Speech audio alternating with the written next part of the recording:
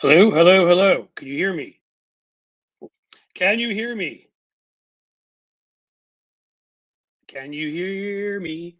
It's this usual game of where I get screwed by my microphone. So again, this microphone is performing tricks. I don't know why it does this. What it'll do is it'll switch to um, the AirPods, and then it will not it'll show that it's crossed out on the settings in here. And I go in and I'm like, okay, this should work if I just unmute it. And then I do that.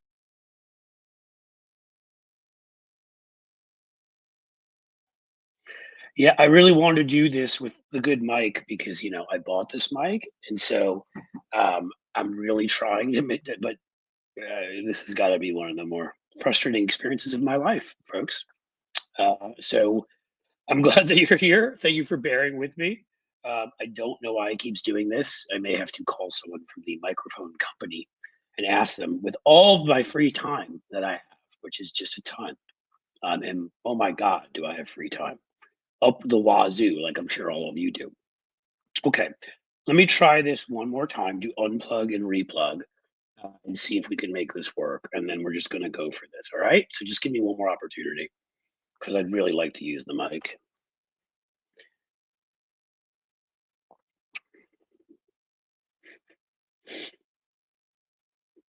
Okay.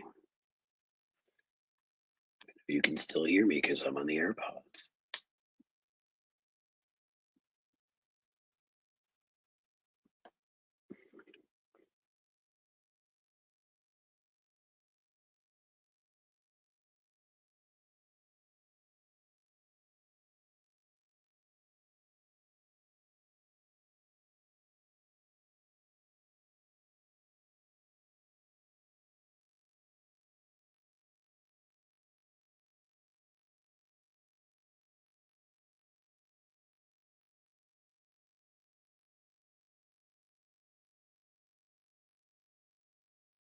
It's the AirPods. The AirPods it is. Can you hear me on the AirPods? We're back. I you guys, I assume, couldn't hear me because I couldn't see it before when it was on the like in the system preferences. Oh, that should be on. Hold on. Input level. There we go. Hello, hello. No. Hello, hello. Okay, you can hear me now. This is ridiculous. And I don't know what the hell to do. So, because this thing worked all day yesterday, maybe just taking a break today. It's in a bad mood. We're just going to go with these damn things. So, how the hell are all you guys? Let's get past all this stupidity. What's going on out there for you? Everybody have a good day? Doing well? Was Tony's show good? Could not be there, which was a shame. I always like to do my Tony appearance if I can. It's like a natural caffeine product, or from what I hear, maybe meth or something. But I don't know about that stuff. I just know that it gives me some serious energy to want to kick butt. And how can we start better than making Cliff's note today about FAFO, everybody? Are we ready for some FAFO? Are we ready for some FAFO? Let's get this going, all right? So, well, Kelly, I'll get to your question about January 6th supporters turning on him in a little bit. And I think absolutely the January 6th supporters are going to turn on him. All sorts of them are going to with time because he won't do things. He'll do things that'll hurt them. And you know why some of them will? Let's do the takedown. So we do our FAFO segment, recurring FAFO segment here. We do it for a reason because lots of people voted for Donald Trump stupidly. And you see, they didn't seem to realize when he said they were going to deport people like them that he was going to deport people like them.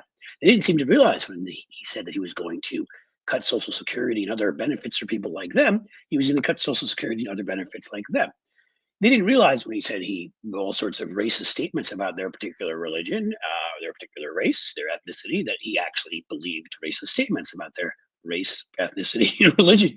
It's kind of hard to know where evolution went wrong here and what the hell is wrong with people.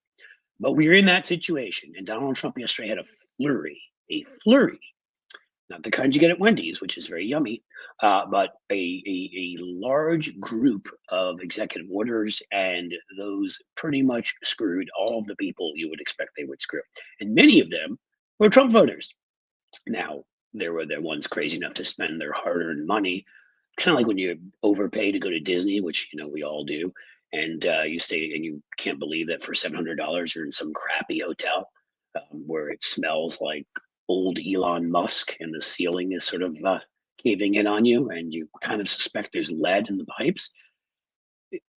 That's kind of the experience people had. They showed up in Washington and paid their thousands of hard-earned dollars, or not hard-earned, who knows, to be there for Donald Trump. And of course, as we spoke about yesterday, he didn't want anything to do with them because he never does. Because behind their backs, he refers to them as trash. And if they can't afford to get into Mar-a-Lago, now if you're the kind of trash that can have your face, completely transformed, and add gazongas, or if you're a guy like testicles that hang down to your ankles, he'll let you right in if you can afford that stuff. But if you're just a regular trash, he wants nothing to do with you. So once he got a little too cold for little Donald, he held his he found a way to make more money off of it. Hey, I'll hold the damn thing inside. He did, and he screwed his own supporters doing that because they couldn't afford the tickets and they couldn't fit in the rotunda in the Capitol. So people like Bezos, who'd already given him like what, 1 million, 2 million, got to shell out more money to be there with him. And that must have been, wow, a fun party. Elon Musk, Donald Trump, Jeff Bezos. Those are the kinds of parties that you went to in college. You know what I'm talking about. In any case, we move on to the specific folks who are this week's FAFO victims. First, Donald Trump. This, I don't think this was an executive order. May have been, didn't see it, but magically, the Spanish language website for the White House is gone, just disappeared. Adios, I guess you would say. Now, for the large group of Latino voters that were smart enough to do the right thing, as always, I don't judge whole groups. I judge the specific people in those groups who are stupid. For everyone else who's Latino, I feel sorry for you. You didn't deserve this. You were betrayed by other people, including white people like me. Not specifically me, but like me. Let's look at quickly the numbers on this, because this is an important one. All right, and I had them right here. So overall, well, if you look, you will find that Latinos voted overall. I think it's 42%. Is it in favor of Trump? But Latino men 47%. Latino men almost gave Trump a majority. Why? When he's talking about deporting their families and saying they came from S-hole countries, and referring to them as criminals and rapists. I don't know, but he played that masculine bling game. And no, I'm not being racist, because the masculine bling, reality show TV guy, it worked on numerous groups of men. It worked on young white men. It worked on Latino men. It even worked on some black men who figures are now showing, a few percent more. Not as large a number, but so sure, they voted for him. 47% of Latino men overall. I guess it was 42%. And what do you got for that? You're going to be, not only you got deportations coming, not only you have disrespect coming, not only you have racism up the wazoo coming, you don't have a government website in what may be your first language, and just the disrespect of, if it's not in your first language, him giving you a big middle finger. Almost not a big middle finger, because Trump has very little hands, so a little middle finger, but he gave you a middle finger, and he did that because, of course, too bad. I ran on hating people like you, and I got to keep my white base, so I'm going to keep hating people like you. He also rescinded an executive order by Biden to keep the prescription drug prices down. Now, there are numerous ways we've done this. Of course, giving Medicare, that was a law. The ability to bulk negotiate, Trump would have to undo that with a law. Can't do that. This was a major priority for the Biden administration, but there was an executive order just kind of making companies, I don't know all the specifics of it, keep their prices a little bit lower. Trump right away rescinded that. You'd be interested to know that 51% of people over 65 voted for Donald Trump, and 47% voted for Kamala Harris. So for that 47%, I would like to say I'm very sorry you were saddled with the 51% of smelly a-holes who just screwed you, and your prescription drugs will get more expensive because of them. And they did it to themselves. And I'm sure we're going to hear some of them complaints about how they can't afford their prescriptions. And I'm going to cry tears. No, I'm not. I'm going to feel no sympathy at all. And I'm going to say, if you don't get your prescriptions and something awful happens to you, we're adults, as you guys all like to say, right? Right? No, no safe spaces, and no crying in baseball. You chose to do this. You knew you needed prescription drugs. You knew who the guy was who was fighting against cheap prescription drugs. You voted for him anyhow. I'll save my sympathy for the 47% of those over 65 who voted for Kamala Harris, as well as everyone else who needs prescription drugs, by the way, because it goes way beyond. It's just elderly who disproportionately need more. All right. Our third group. Well, Kamala Harris actually improved upon Joe Biden, sort of among union voters, which was an interesting statistic. I couldn't find the breakdown of men versus women, but I gotta believe a majority of union men voted for Trump. And I did find that 42% of union voters overall voted for Trump. And people are like, well, that's an improvement. It is an improvement upon Biden, and it's still utterly ridiculous. Utterly ridiculous. There's one party that literally fights for your livelihood, for your benefits, for your pay, for your family, for everything every day. And there's another party that actively attacks it and has been constantly. And 42% of you idiots are voting for that person. And you want my sympathy? You got none. All right? You got none. I'll never forget one time when I drove by to pick up. I'd done a book party when I wrote my book, The Real McCain, at the AFL-CIO. And we happen to have a Subaru, which, if anybody knows anything about cars at this point, it ain't what it used to be. At this point, Subarus are like, they're made in Indiana, a lot of the car parts in Alabama, right? And Fords, other cars, some other parts are made out of country. Like, it's not as simple, it's an American car, a non-American car thing anymore. And I'll never forget, we parked there to pick this stuff up, and some big burly guy came out. And I'm not trying to be mean here. It's just really like, hey, you dare bring that car in the House of Labor? Like, dude, the car was made in Indiana. We got to get with the times, all right, and stop falling for demagogic tricks and stupid little things and attacks on Japan and China and other places like that, and realize Trump can attack China all day long. He had a bank account there, which was a pretty public thing. He sat there and said Xi did a terrific job on that word that I can only say a rhyming word, rovid, because they won't allow me to say the word here on YouTube or I get in trouble. I mean, him and his whole administration, Elon Musk literally has his biggest gigafactory in Shanghai. These guys are so tied into China. I mean, Mitch McConnell married into basically the Chinese royal family. And essentially was her dad was a roommate of one of the original founders of the Chinese Communist Party. They are so dirty with not communist, but it ends up being this kleptocratic Chinese money that it's a joke. But these union guys are falling for it. Just attack China and they'll believe you. So that's what Trumpist people do. And 42% of these schmucks went and they voted for Trump. And now Schedule F is being rescinded and government workers may be fired. And there's obviously more to that because they want to control our bureaucracy, because it's another part they want to destroy of the various institutions that can stand up to Trump. They've already compromised our judiciary. Our media compromised itself. And you've got the bureaucracy. We've got some very good non-political people, and my phone keeps blinging. I am sorry, or binging. So what happens? Well, you just voted and Schedule F wasn't rescinded, it was put back in. I'm sorry. The executive order protecting government workers. So now he's going to fire all sorts of government workers who are union employees. And I'm guessing, especially the white guys, many of them voted for Donald Trump. I would guess a majority of them. Certainly a majority of union white guys, I'd bet my life on it, voted for Trump. And maybe a majority of men in general. Good job. No tears. I know you're in the House of Labor, but apparently you're not voting in favor of the House of Labor. I'm more in favor of labor with my Subaru than you are voting for Trump. Just sort of maybe put that together. And I think that may be the end of our section. I thought I had a fourth one, but I think that should be enough. Those are our groups who done chose to screw themselves this week. Oh no, I know who the fourth one was. The police unions. We all love the police unions, don't we? We're filled with right-wing racists who don't care when white cops shoot anybody else, particularly anybody else who's not white. And we're four square behind Donald Trump, endorsed Donald Trump. And yeah, they were pretty pissed the other day when Donald Trump went ahead and put out pardons for 1,500 people that attacked Capitol Police who were just trying to defend the citadel of our democracy, and stabbed, beat, gouged, punched Yeah, they were pissed. They called it a disgrace and outrage and whatever. It wasn't a disgrace and an outrage when you stood on a stage with this guy. This guy that got up and had a whole national anthem. He put his hand over his heart, although I get he doesn't really know how to do that. It's hard. He doesn't know which side it's on. There's math involved. There's flab involved. In any case, stood up and swayed along like it was Ave Maria to the national anthem performed by the January 6th hostages, as he called them. He'd been calling them hostages a long time. He'd been referring to he was going to do this pardon a long time. And of course, we talked yesterday about the reasons he did it. It's done.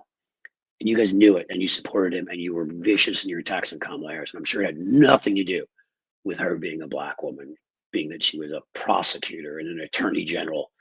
How could you support that over a multiple time criminal, one guy that was indicted 427 times? I exaggerate, it was like 90 something counts. Folks, there you go. Police unions, other, the public sector unions, and the Latina community and the elderly community. I say to you today, not all of you, just the large percentages of you that supported Donald Trump, FAFO, you did this to yourself. You already put yourself. There you go. You're done. It actually worked so far. How's the sound, by the way, through these things? Does it sound okay?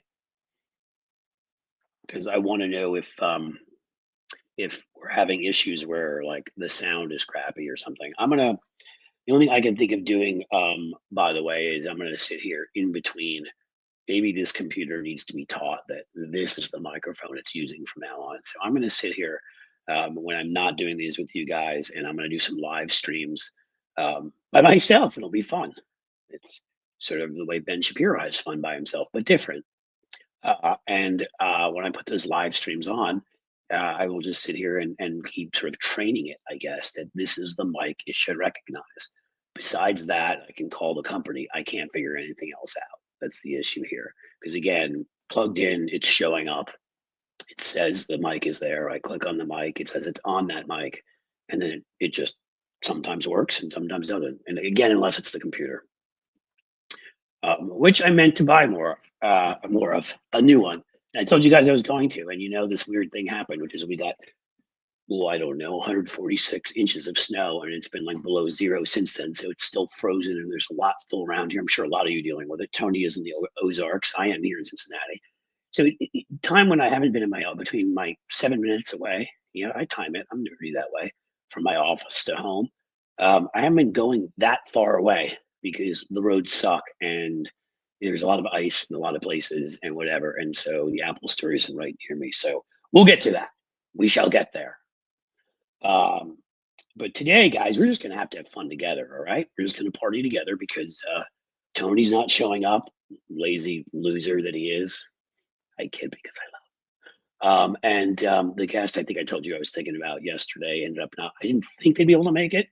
And they were not able to. But as I've told you before, I like to do one of these 3 a week without a guest because the part of this I do like interviewing guests. I shouldn't say I don't. I always like meeting people, but you're a lot more people than one guest. So by doing this, I get to sort of meet you, get to know you guys, and get to see what's going on with you. So ask away, ask questions about anything you want. Donald Trump gonna make it another 2 years with that heart filled with I think it beats based on some combination of French fries and old grease. But I don't know. Is Elon Musk slowly imploding like one of his rockets? Seems to be, but we can talk about that. Who do I think is going to win? The NBA championship? Don't know. There are things I know more about and things I know less about. But I'll tell you anything you want to know. I was telling this to somebody the other day. I've talked about the issue of firearms and the danger and the need for reforms, massive reforms. Worked with Michael Bloomberg, his group, Every Time for Gun Safety. We passed a lot of safer state laws. We set the let's say we put in motion what eventually became the law that Biden was able to sign that closed 2 major loopholes. Right, there was a loophole where if you had a boyfriend, So we had a ban on if you were committed domestic violence, misdemeanor domestic violence, that you could not get a hold of a firearm, rightfully so. But misdemeanor domestic violence was defined as if you were married to somebody, lived with them, or had a child with them. At least one of those three. So if you just were stalking, you were just a boyfriend, angry boyfriend, and yes, there are girlfriends too here and there, but 90 whatever percent are boyfriends. So let's just be honest about it. You could still get a hold of a firearm even if you had that. We closed that loophole. It saved a lot of lives. Joe Biden did. Got Republicans to go along with it when they were covering their butts because there are all of those tragic, shootings that happened. So, you know, we did that, but I never showed people this before, and they're like, because they come at me, they're like, "Why are you so anti? Why do you hate guns, man? Where's your the right comes at me." So I found this the other day. Have I shown this to you before? This is like a little, I don't know, little NRA medal that I got. Yeah. I used to shoot competitively 6 years in a row on a team when I went to camp up in New Hampshire. And this is a sharpshooter. I should put this up here right now, just for those NRA guys. So I used to love it when they would come in and they would attack me. I forgot I had this up there and try to be like, "You hate guns, you're from the city, you don't know anything." I'm like, you're right. I don't know anything except for the competitive shooting I did for 6 summers where I won medals. Shut up. I can outshoot you. My guess is if Wayne LaPierre and I got in a contest, I would destroy him in putting away targets. I'm talking about targets, by the way, not people, because I'm not the NRA. See, I don't believe in the people are disposable for our product. But in any case, it was an interesting thing I thought of yesterday. James, I see ketamine in here, so that's got to be a reference to our good friend Elon. Here's a good question. I wrote a Substack on Elon. I may share it here with you. What I call it, the death of the American myth. And I don't want you to go there right now because I like it when you're here. When I'm here, it seems like something we should all do together. But what I can do is send you a link, encourage you to subscribe to my Substack. I called it Elon Musk and the Death of the American Myth. And my whole point was this whole myth, I think he has finally stuck the nail in the coffin, and the media will still try to repeat it, of the fact that people have made it because of the fact that some meritocracy, like some genius that occurred, and that they didn't have a choice between two things and got lucky, or they weren't in the right place at the right time. Somebody put in an article that Elon Musk, a lot of the guys like him, were standing in the right places in business and math departments when the sum of all human knowledge went online in the creation of the World Wide Web, as we referred to it back in those days. And it was this big playground, and you could come up with any idea because there was nothing. It was like a blank slate. And they were there at that time. And they generally, I know this will shock you, were white guys who came from backgrounds like Mark Zuckerberg, Elon Musk, that were upper class or upper middle class, who had the money to go and take risks. Because it's really easy to go take a risk when you have money. I'll be honest, even coming from my background, I'm nothing like those guys, but even coming from some sort of a middle class-ish, maybe a little above that, but just that kind of a background, I was able to take some risks because I knew I was never going to starve. And I knew I was never going to not have health care. It's amazing what you can do. And they all think that they're geniuses and it's meritocracy. I'll throw it in here. I would say, please, save it for later. Don't go read it right now. But I'd love it if you guys read it and told me what you thought. Because to me, the myth that there's this meritocracy, that there's this genius, this apartheid diamond baby, who I don't know if it was diamonds, but whatever. His family didn't have to compete with anybody in South Africa, and then he came over here and parlayed that into PayPal and that into the other things, and bought other people's ideas because he had the money to buy them, and was able to expand on them, and was able to use that money to then get investment and subsidies from the government. Like, this isn't hard. You're not a genius, right? Like, other people developed the ideas. You're given money to start off with. The best thing you could argue is you made some good decisions and you had some luck. Okay, I can give you that. But my God, the bad decisions you've made over the last 5 years more than make up for any good decision you ever made. So I want to know, House Sparks raid, yay, the House Sparks people here. House Sparks people are, as is the usual with one Cliff Schecter. I hate referring to myself in the third person. Me, there's a bit of a mic issue, so hopefully you can hear me well. Everybody says they can hear me well through the earbuds, and that's a good thing. I want to know what you all think. I really do. So I'm going to ask you this. I know we talk about multiple things in here, but I know Musk is a topic of interest. What did it to him? Was it the kid? Was it his son, who he lost his son because his son is now his daughter? He just made a huge deal about that. Was it that he went and made uncle jokes, cringe uncle jokes on Twitter, and he was so used to everybody laughing at everything he said because he was a billionaire, and suddenly he had a real audience of people that didn't need to kiss his butt, and they're like, "Dude, you're so socially awkward and not funny." What led this guy who voted for Obama, voted for Hillary in 16, and may have voted for Biden in 20? That one I don't know. What led him to become so radicalized? Is it Vladimir Putin? I mean, he seems to really believe it though. So I can't believe, are we, I've said before, like, I said this on some show or somewhere that we experienced, it started becoming a very strange experience with Twitter and other social media, right? Someone would, a friend of yours, that you didn't know that well, a friend online, or someone would pass away. It's going to happen to all of us. So might as well talk about it. And it's like suddenly the line of commentary stops. It's sad. I mean, it's not almost sad. It's really sad. It's like, boom, boom, boom, and then it ends. And for the first time, it's like you see where your friends sort of in public disappear, people that were always maybe private before or whatever. And I feel like we're now experiencing the same thing with seeing people who should have gotten off the stage long ago publicly lose their minds. The people that we saw who were very different people. And I'm not saying Elon Musk was some avatar of class and kindness. He obviously always had the apartheid influence. He always treated his workers like crap. He always was basically a really bad person and behind closed doors. But I would tell you on the left, I've worked for a few employees I could expose right here who are horrendous to work for and probably will someday. Hey, maybe we'll make that part of the paid Patreon. Um, who proclaim one thing in public, workers' rights, and I care about people, whatever, and behind closed doors, we're just completely different.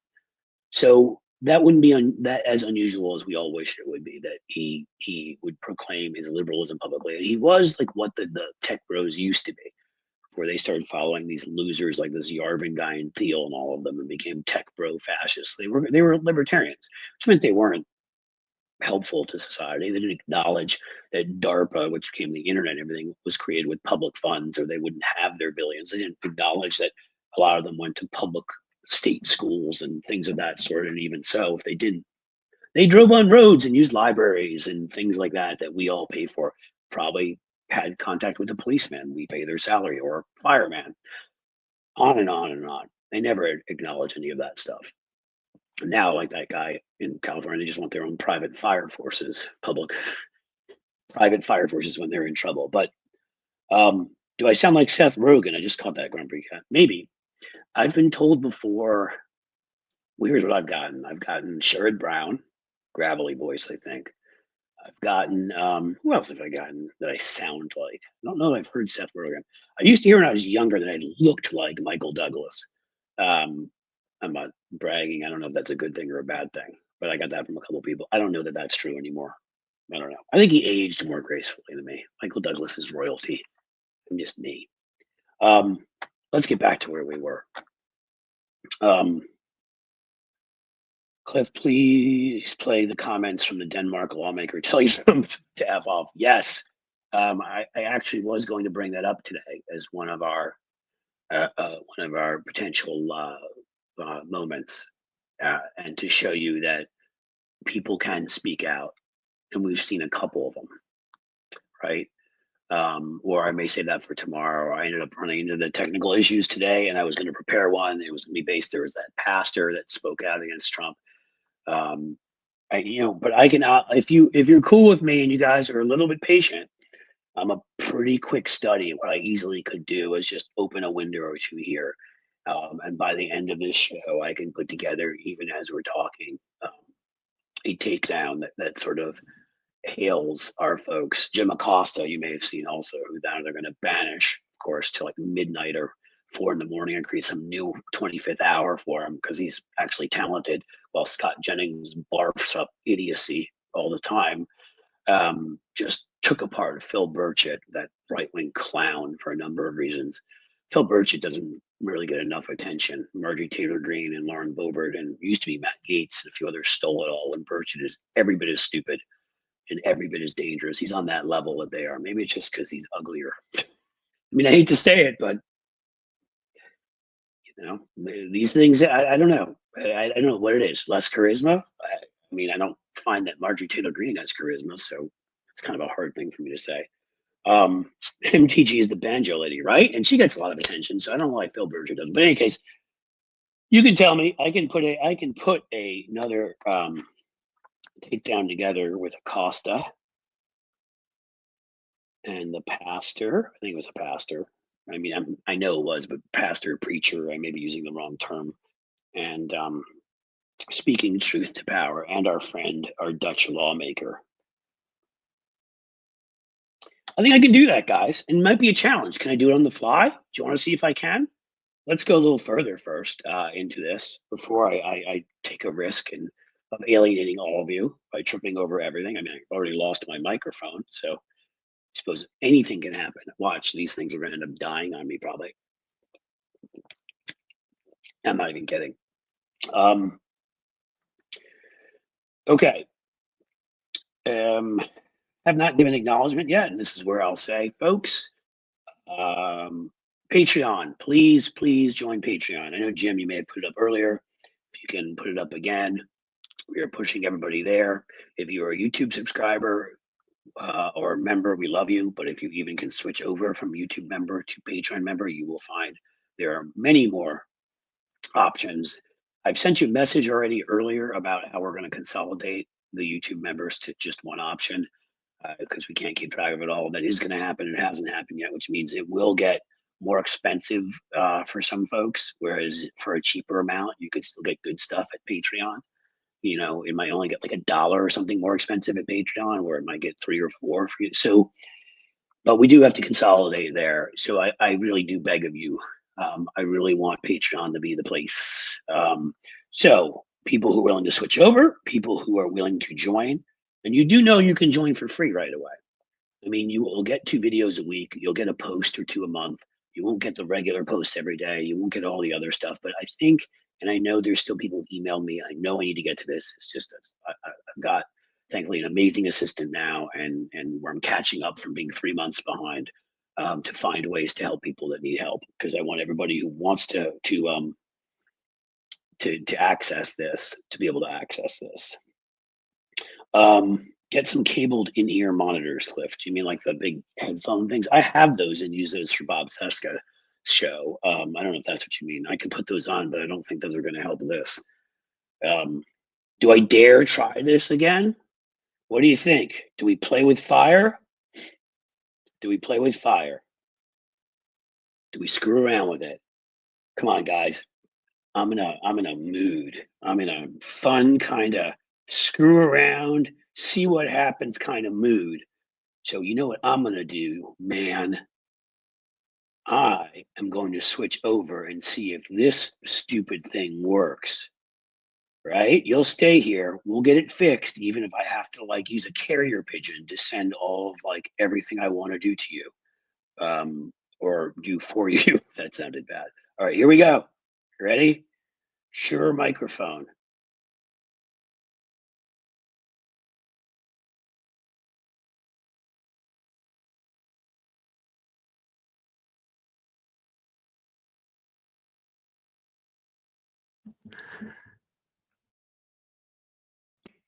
It may be working.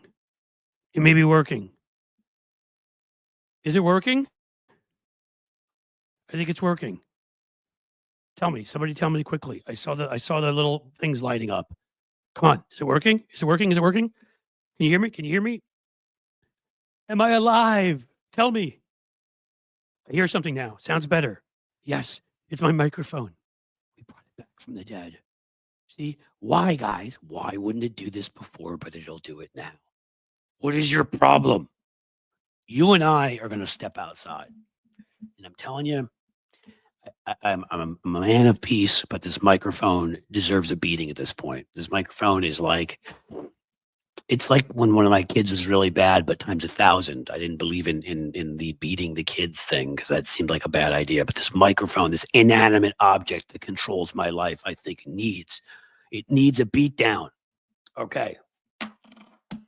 So we were talking about Elon Musk at some point and got off on other stuff. Sounds great. Thank you. Yeah, I mean, this is right. We can use these, but this is so much better. And that's my frustration. Your beautiful bass overtones are thrilling. Well, thank you, Mr. Stoner. I know because I sound like Seth Rogen. All right. We were going to do some stuff and things. We also were going to talk about Ross Ulbricht. Are you guys familiar with that story? Are you familiar with Ross Ulbricht, Mr. Silk Road? It was actually the name of this podcast because it's so interesting and because I saw something about him that I didn't see anybody else cover that answered the whole damn story to me. Let's do that. Let's take down Donald Trump around what he did for Ross Ulbricht. Can we do that? I think we should do that. This seems like a natural point to do it. Let's find what I've got on old Ross here. So I do need a few notes that are in front of me. And come on, Ross. Come on, Ross. There you go. All right, guys. Are we ready? Are we ready? You can't really yell back at me. So, okay, I'm going to assume you're ready. So Ross Ulbricht started Silk Road 2011 on the dark web. I know they always say that. It's scary. And what he did he created a drug running operation online. He made it so people could trade drugs and sell drugs illegally. This is something that we actually have laws against. I know Donald Trump doesn't believe in laws or that they should apply to anybody, but we did. So what ended up happening? He started, of course, he was one of these libertarian tech bro, blah, blah, blah, exhausting. And now I'm sure he's a fascist because they've all become that. But under the moniker Dread Pirate Roberts, or was it Dread? Yeah, which pisses me off because that's from, you know what that's from. That's from Never Start a Land War in Asia. Everybody should know that. You killed my father, prepare to die. My name is Anteo Montoya. There's so many great lines in that movie. So he stole a line from The Princess Bride. He started this thing. There apparently was, and again, hopefully I won't get demonetized, but I'm just going to say it the way it is. There was trafficking going on there too, and not of the drug variety, of the breathing with a pulse and a heartbeat variety, and other crime. So he was going around the system using a dark web, using the internet as one does, to sell drugs and make lots of money. In 2013, and it was called Silk Road. 2013, he went off. At least 6 drug overdose deaths have been directly linked to what he did. I'm sure there are a ton more. It's like when they do that stuff about military officers and they give you their killed in action numbers and you just know they killed a lot more people because it has to be you have to be able to 100% sort of attribute it to them. So he was arrested in 2013 and he was sentenced life in prison for being a horrible person and had a site that people could sell all sorts of illegal items, including drugs, narcotics, and it was basically a criminal enterprise. Well, and it was an online marketplace, right? So it's like you're going to like eBay, but hey, it's, for drugs and for other items that are illegal. I think you can get guns there. And again, the other thing I can't talk about, with the traffic situation, there are a lot of cars on the road, as you know. So, nearly 13,000 listings for controlled substances are posted on the site. Prosecutors said more than 200 million was traded on the site before it was shut down. And that was 200 million was worth even more money, a decade and a half ago. It's worth a lot of money now. Supporters, of course, blah, blah, blah. I'm a libertarian. I mean, how could dare you do that? And of course, the Elon Musk types and all of the bros out there were just behind him. Now, why do you think that was? And why do you think that Donald Trump, of all people, would do this? We know that he just pardoned 1,500 domestic terrorist, and he did that to help himself, right? It was the final whitewashing, the final job, the final cleaning job, if you will, like after an assassin's hit of what happened on January 6th. First, all the Republicans that condemned him, of course, erased everything they said and went back and said, oh, they're exaggerating. It was just a tour. And then the media started referring to it in lighter terms. Oh, it wasn't as big of a deal. And Trump, in the absence of Democrats talking about it enough, both Democrats in Congress, but worst of all, the Department of Justice and Homeland Security. Yes, you again, Merrick Garland. I'd like to go do without mentioning how much you suck, but it seems impossible. What Trump was allowed to do, because when only one person's doing the talking, that's who people believe, spread lie after lie after lie about people there peacefully. Most of them were there peacefully and they were singing, and that nobody had any guns there. All false, obviously. You're attacking when 150 something or whatever was it? I think it's actually 250 something. So I think I'm getting it wrong. Police have to go to the hospital for being speared, kicked, gouged, trampled, crushed. It probably was worse than you're saying. And tours are pretty easy to get. You don't need to show up and break in for a tour. So he was willing to pardon all of them. And then he comes and he pardons Ross Ulbricht. Why? Right? Why he pardoned all of them. He pardoned all of them, A, because it whitewashed this, and B, because now he's got a happy little militia. I mean, which Proud Boys and Oath Keepers and others who've had military training aren't going to do whatever Trump asks them to do now if that Trump needs it. But when it comes to this guy, why? Why would you do it? I mean, sure, he may have made some money, but he's not some billionaire that I'm aware of.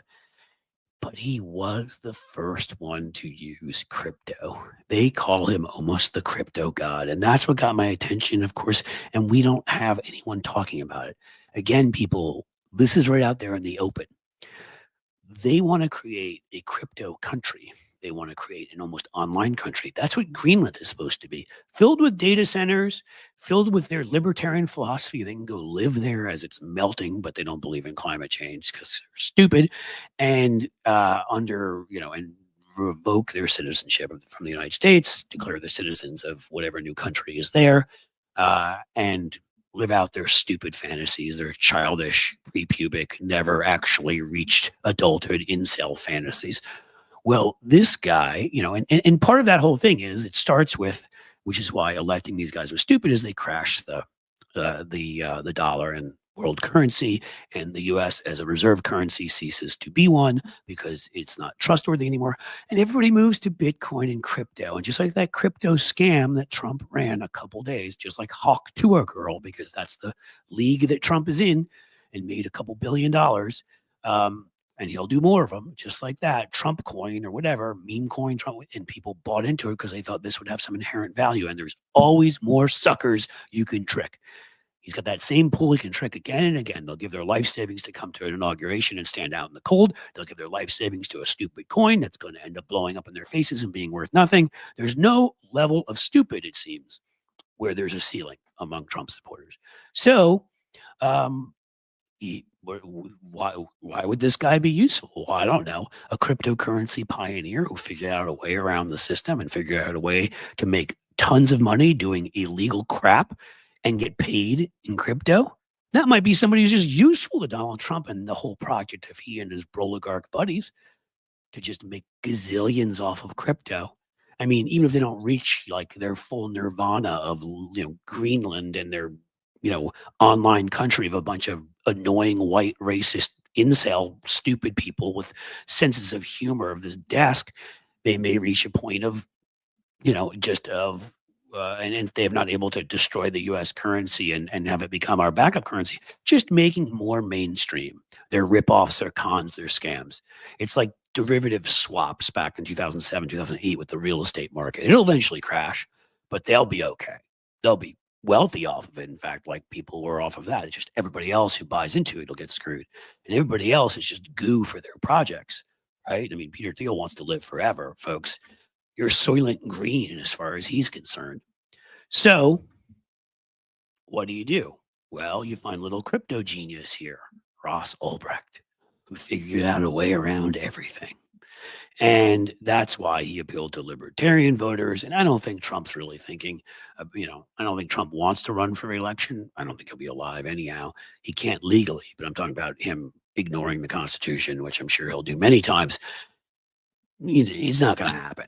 But and remember, he only cares about himself, not any other people in the party. So this isn't about that. It's not about winning support from libertarians. He didn't care. He didn't need them this time. But when you got a guy who is crypto adjacent, if you will, or really figured out before most people had a clue what crypto was, to profit and make, again, $200 million in business was done there. I don't know how much this guy made personally, but where you go. As of November 3rd, 2020, more than $1 billion worth of digital currency has been seized by law enforcement from Silk Road. $1 billion in currency. That's a lot. So Trump is maybe getting his little tutor. He's getting his guy to join in his scams. If you're going to build all these scams, you'd want Ross Ulbricht there. And that is the follow the coin or follow the money, as we used to say with, well, I didn't say with Richard Nixon because I wasn't alive yet, but it was used with him, and we've used it with Reagan and others since. Follow the money. And with the billionaire class right now, with the oligarchs running everything, with the four horses asses of the American apocalypse, as I've determined them, Peter Thiel, Mark Zuckerberg, Jeff Bezos, and Elon Musk, and they've got little side buddies who are billionaires too. Everything is about money. Everything is about power. Everything is about status. That's all they care about. They are truly corrupted souls whose evolution has gone awry and only care about collecting more resources. And so Ross Ulbricht ends up being a guy who is your meal ticket, maybe. Maybe he's smarter in this stuff than they are, which may make them very jealous. By the way, he also was accused of putting out hits on a couple people because he's a great guy. So that's why he was in prison for life. All of that. But again, I could say it over and over again. These guys, it's all Trump is trying to stay out of prison and make as much money as possible. Hence, he will release any prisoner. I don't care what this guy had done. This guy could have blown up an entire country. He would release him if the guy had crypto knowledge that he could share with one Donald Trump, piss cotton candy haired loser who can't make any money off of a casino, so needs to find scams to make his money off of. That's who we're talking about here. And Ross Ulbricht is his ticket. That's what I got for you. What do you think? Am I right? Am I wrong?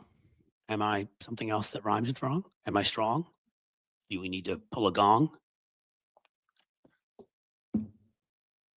What do you think? Anyone? Trump couldn't run a McDonald's. Of course he couldn't. And that's why you get a Ross, from Matthew Tarpley, that's why you get a Ross Ulbricht. That's my point. Is deep down, he knows he's a moron. You guys get that, right? That's why he hates the world so much. Donald Trump doesn't attack people when he calls so many people low IQ, because he looks at someone like Kamala Harris, who came from nothing like he did and was everything from a local prosecutor to an attorney general to vice president of the United States. And he knows she's better than him. He knows Barack Obama so much better than him. He knows Bill Clinton so much better than him. All of them came from humble backgrounds to get to where they got to. Hell, he knows George W. Bush is so much better than him, and that guy was born with 14 silver spoons in his mouth. So he knows he can't run anything. Deep down, he knows that. And he knows he wants to get rich. There's your Ross Ulbricht. And that's why the seemingly random guy, everybody's like, why the hell is he pardoning that guy? Crypto guys. You're going to be hearing that word a lot in the future. It is going to be our next big bubble, and I promise you it will be within 2 years the next thing that separates the rich and the poor even more if these guys are successful as they convince people to invest in it. And again, like, this is a political show. I bring up pop culture, I bring up other stuff. I'm not particularly fond of going into Hawk to a girl, but, to me, the whole fact that that's what she did, and from that one stupid moment, got a podcast and made all sorts of money. And she's an idiot, clearly, because she could have just been happy with that. But then she made her little crypto coin and ripped her people off. And she may be held accountable for it because she may not be rich enough to buy off the right people. But, this is what we're going to be seeing. People who get famous in any way possible, or people who already are famous but are a little bit down on their luck and aren't getting those movie parts anymore, or aren't booking those stadiums for their rock and roll or their rap or their whatever country tours anymore, or They need something, so they're going to attach themselves to this garbage. And that's going to be the way that they're going to make a bunch of money, and they're going to know on the other side. It's kind of like the online betting stuff that we're doing with sports. Do I believe sports betting should be legal? I do, because I think that it's something I should have the right to do. Do I think that it should that these people that wouldn't let Shoeless Joe Jackson and Pete Rose and others for betting on baseball, and we can argue about whether they should have gone in or not, into the Hall of Fame, but they're now partnering with sports betting with whatever it is, DraftKings or whatever the hell it is. I mean, it's the ultimate hypocrisy, right? I believe there should be sports betting. I don't believe you should have it. It's kind of like cigarettes. You should be able to smoke. Should we be out there advertising it to people that are vulnerable and maybe addicted so you can bring them in and basically take them for all their money? No, but no, they don't care. Once it was legal, it was a gold rush. That's what this is too. I think those two things you'll be seeing a lot of. So, Shoeless Joe was innocent. You are damn right. I'm glad to see somebody say that. Shoeless Joe hit over 300 in that World Series. How can you say somebody threw a game when they hit over 300? Now, the argument he knew what the other players were doing. Kennesaw Mountain Landis was the commissioner at the time. I mean, he had Mountain in his name. Think about that. He was a racist. He's the one who kept preventing, and it took us all the way to Jackie Robinson to integrate the league. So he sucked, as most baseball commissioners have sucked, and the Shoeless Joe thing should have been fixed 50, 75 years ago. The fact that the guy, it's over 100 years and he hasn't made it to the Hall of Fame is ridiculous. He batted 400. Sorry, I'm going to go off on my baseball thing here and there. And where are you, Bicycle Mike? I'm sorry, you can't say Pete Rose sucks. You can say Pete Rose sucks as a person, and I will agree. Awful person, right? I know that from what I understand, I had a relationship with a 17-year-old woman when he was God knows how old, underage, disgusting, should have been prosecuted for it. He bet on games that obviously he was managing, whether he bet for or against the Reds, doesn't matter. He was betting on them. Gross. But my two things are, you've got to be consistent. You're either going to let people into the game based on their play on the field and what they did, or we have to judge everybody, right?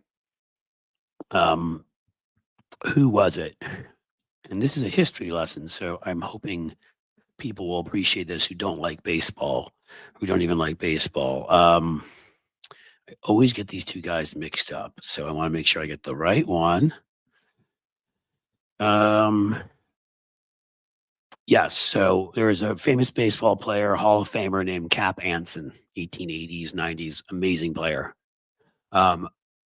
They were, at the time, Jim Crow hadn't been fully reinstated as the policy of the land. And there's actually a monument to this terrific black catcher, Moses Fleetwood Walker, who was on a team in Toledo, so up in Toledo, Ohio, where they played. And Cap Anson refused to play against black players and walked off the field. And because he was a Hall of Famer, was going to be in the future, others followed.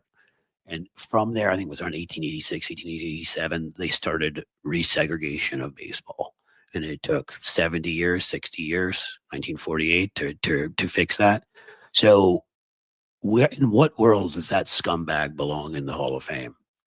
If he's in the Hall of Fame, I saw somebody mention Ty Cobb, who got in fights with people in the stands and punched them. With the rumors are always that he bet on sports, but they were so scared of a second scandal after the one in 1919 that they covered the one up with him.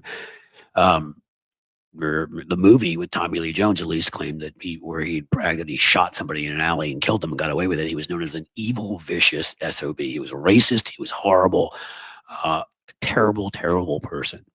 And he's in the Hall of Fame. And we can go on. There's some steroid abusers in the Hall of Fame. So point being, and others, it's not even worth going through, right? Like, you're either going to do it on what people did on the field or not. Pete Rose on the field was the best singles and doubles hitter of all time. That's what the record says. And he lasted for a long time and was a part of 3-4 championship teams.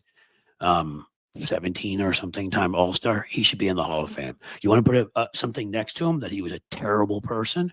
Do it. Because I think he was a terrible person if you think I'm arguing in favor of him. I'm not. Shoeless Joe Jackson, I don't know either way. I know Ray Liotta was pretty cool when he played him in the movie. But um, when it comes to Pete Rose, I know. Well, I mean, my father-in-law went to the same high school, was about 6 or 8 years younger. So, I mean, he's from the west side of Cincinnati, conservative Catholic, this, that, other thing. I know a lot about Pete Rose being having lived here, and he's an absolutely detestable human being. But he was an amazing baseball player. And if we're going to make that distinction, make it. And if we're not going to make that distinction, take out the segregationists and take out the racists and the criminals and the other people that did horrible things. I mean, what's his name is in there? Is it Steve Carlton? Is it the pitcher, right, for the Phillies, who was out there spouting anti? He was crazy MAGA before it existed. He was out there 10, 20 years ago spouting crazy anti-Semitic conspiracy theories and all sorts of nutty stuff and encouraging crazy and whatever. I mean, again, we got to set a standard here. I can't stand it when people are treated differently, which is a lot of what life is about, right? In 2007, 2008, the idiots who caused the crash get bailed out and regular people are screwed. These are the things that animate me to do what I do. But sometimes I apply them to things outside of politics. And I'm saying in baseball, everyone needs to be treated equally. So make your choice. Everyone's in or everyone's out. I don't care for Pete Rose. You should stop talking about him, Cliff. Who cares if he was a good baseball player? I care. I mean, Puck, I appreciate that you're here, but like, this is my live stream. I'm running it, and I talk about things I enjoy talking about. I'm sorry. I hope you stay around here, but I spend most of my time talking about politics. You know that. I also am interested in baseball. I'm also interested in rock and roll. I've talked about my love for Guns N' Roses and Aerosmith here before. I also love. I've talked about my love for my 4 kitties, including my diabetic kitty here. I also love great cinema, great film, whatever. We had on Zaki Hassan as a movie reviewer to talk about Gladiator 2 and, some of the themes in some of the movies. I mean, I'm sorry. Like, you know what? I'm a 3-dimensional person. I'm not going to just talk about politics. When other stuff comes up, particularly things that I think are related to politics, and I think it's a lot of politics and what happens in sports Hall of Fames. I'm going to talk about it. And I hope you'll stay here for it. But you know what? Like, I'm not going to stop being me.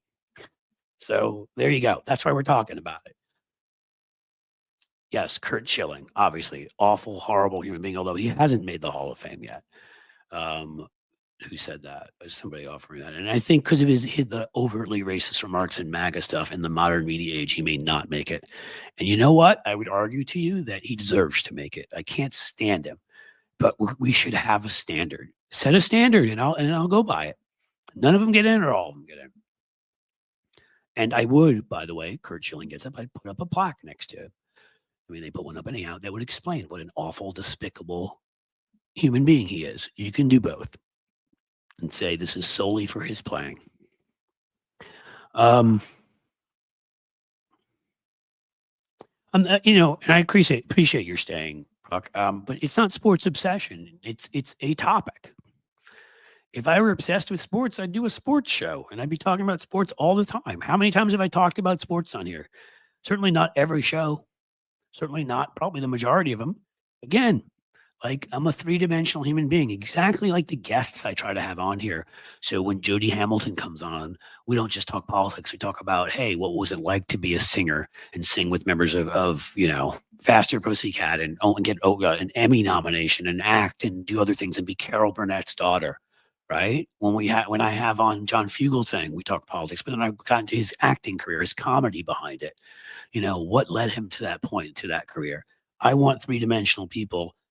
I try to be a 3-dimensional person. I have other interests. This is always going to be majority politics, but we're going to get into other things. That's what I do. Kathy Hassan says, I'm staying, and I'm saying, damn good, because I'm staying too. We're going to all stay together. I mean, guys, come on. We got to, if all we do is we just talk 100% politics all the time, I promise you're going to all get burnt out anyhow. Puck, see, there you go. Now film that I can get into. Well, there may be somebody else in here who says, I hate film. I don't want that. And again, anybody, so those episodes, just, tune out and come back for the next one. I mean, we had you guys may remember, a lot of you who are here, we had an episode where where for the last hour of it, we were all sitting here saying what our first rock concerts or other rap, country, whatever music you like, what our first concerts were. Right? Like, I find that fun. So I'm doing, I'm going to do me. Me has worked so far in my life. So I'm going to stick with that. And I'm going to be as respectful to you guys as possible. But if there's a potpourri, if you will, beyond politics of 6, 7, 8 other topics that I am passionate about, that I find interesting. I find history interesting too. I love it. You usually see it gets mixed into some of my takedowns, but I also talk about it at other times, and if we want to sit here and discuss Roman history or something, I do that, or Greek history, or Verdun in World War I, or, you name it. Okay, like there are things that I like, and hopefully enough others of you fine folks will like them too. My middle son was all ready for his spot with the Yankees. Okay, I need this one because I'm a Yankee fan, as you know, largely. Reds fan too. From when he was 4 years old, but an injury to the team ruined his arm. Oh, I'm sorry. That's horrible. My son is playing now, and his major sport is soccer, where he's really, really good, but he's also a pretty decent baseball player. And so it's been fun watching him play. It's fun. I mean, this is fun stuff. You may not like Pete Rose, but a young woman waiting for years for the Phillies to be winners. You just don't understand. I actually on him and his wife as they argued in the restaurant, but I don't know. We missed a few words there, Joanna Carpenter, but I think I get your point. We have Karen from Chicago here, royalty among the sexy liberal crowd. Hi, Karen. Thank you for being here. What was I saying? What was I saying? Roman Republic or the Roman Empire? Well, Elizabeth, what would you like to talk about? We can talk about the Republic. Then we can talk about where that schmuck Julius Caesar crossed the Rubicon, which is why it became a famous phrase, because you don't bring the military. We have a Posse Comitatus Act, and that's why when Trump talked about bringing the military in for deportations, a lot of people were like, yes, that's how democracies die. Julius Caesar knew what he was doing, and he was fighting it out with Pompey at the time. And he was bringing in military forces to support him. And that was the end of the Roman Republic, and it limped on. And, you probably know a lot of the rest. I find it fascinating. We were in Rome a year ago, and I'd been there before, but my kids loved it. We did all the stuff you would do. I still look at the Colosseum as one of the most amazing things I've ever seen, knowing that it was built 2,000 years ago by humans. Unless aliens came down, like was the theory with the pyramids, which I haven't seen, sadly, because when some of the unrest started in Egypt, it just wasn't a safe trip. But I still look at it. There's a line from the movie Gladiator, I think, by what's his face? African-American actor, played the side role in it with Russell Crowe. He's like, I did not believe men could build such things. It's hard to believe men and women, although it probably, if we're being historically accurate, was men, should have been women too. Although they probably were slaves, so maybe it would be better if it was nobody. But the fact that people built something, a structure like that at that time, it's like when I went to Stonehenge and, there were druids that would drag those things, some of those stones 400 miles or something to get them there. They'd only found similar stones. How the hell did they do that? I don't know. Superhuman strength? Aliens? Don't know. See, now I've been on all sorts of topics, and we can get back to politics. Kathy Hassan, if you're asking me, I am on Blue Sky. I don't spend as much time there just because I am now building the Substack. I'm building our Patreon here. Please, please, please sign up for the Patreon. Please, please, please sign up for the Substack. I had to make a choice at times that I'm a creator and I create things, be they broadcast, written, and to go to the places where I could make a living. And Substack, I'm able to get paid, and Patreon, I'm able to be paid, and YouTube, I'm still at, even though they make me angry as hell because I get paid for advertisements and stuff. I don't get paid for sharing thoughts and things at Blue Sky, and I've got like a crazy life. But with all that said, I would still love for you to follow me on Blue Sky. I still do put up videos there and some thoughts here and there. And Jim may beat me to the punch in giving you my Blue Sky Let's see if I can get it to you ahead of Jim. Jim is the fastest typing arm in the West. So there's the blue sky. Let's see if it, come on, you can do it. You can do it. You did it. So yes, if you're on Blue Sky, follow me there, definitely. But I will encourage more and Jim, if you can at some point, to put up the Patreon and the Substack. And also, if you guys, we've recovered somewhat. We lost two times in a row, 3,000 subscribers, or 2 to 3,000 at YouTube. I've been told that it probably was bots. I guess the Russian bots really liked me.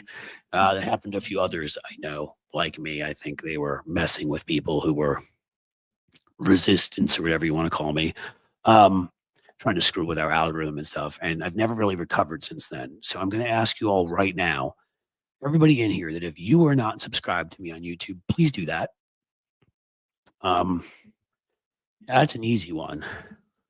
YouTube.com @cliffs_edge. See? So here's Patreon, here's Substack. We'll put that up first. I'll put my YouTube up. I'd love to. I think I'm at 100,000, 670 or 7 something at this point. I really want to break 101,000 because I've been stuck at 100,000 or below now for like 2 months because they took away people from me. And it would be nice to break through and just get back to where we were. There was a crazy time the last few months of the election where I was gaining somewhere between 15 and 17,000 subscribers a month. I mean, we doubled, and let's get back to that because that will take care of a lot of my problems. And I'll ask you for fewer super chats when YouTube realizes that I'm getting more views and I should be getting paid more money by them to do this.